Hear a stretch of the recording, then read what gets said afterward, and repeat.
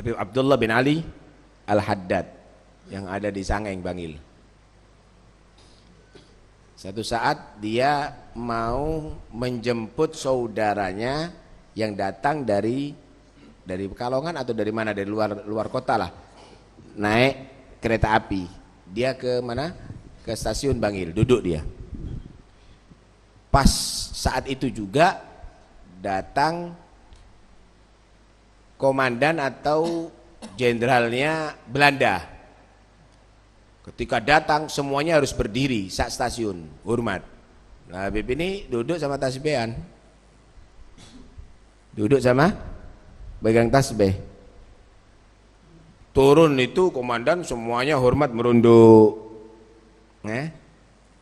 Semua dilihat begitu, ini Habib dilirik sama jenderal, kok nggak berdiri nih? Dia nggak peduli, tasbihan aja. Sampai pulang tanya, siapa itu?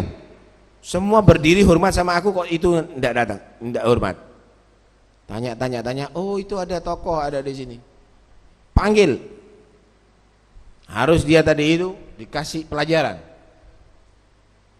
Jangan-jangan nanti ngajari yang lainnya untuk melakukan yang demikian. Udah. Kemudian ada panggilan, datang. Ada panggilan. Panggil untuk menemui kepada inspektur tasapa itu ya.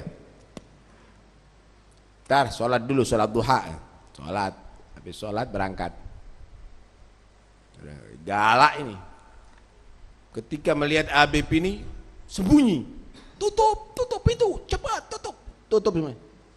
Habib datang ketok, hei, buka, pulang, udah, pulang.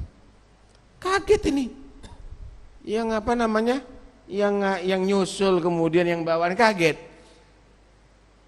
Setelah itu dibuka, pucet, gemeter, kenapa? Ada apa bawa orang yang dikawal sama bawa banyak singa itu katanya. Jadi dia kelihatan banyak singa yang dibawa sama di belakang Habib ini semuanya. Sehingga ia ketakutan. Kata dia nggak ada singa, kata dia. Nah, hal yang demikian ini menggambarkan kepada kita ketika manusia tadi itu tawadhu kepada Allah.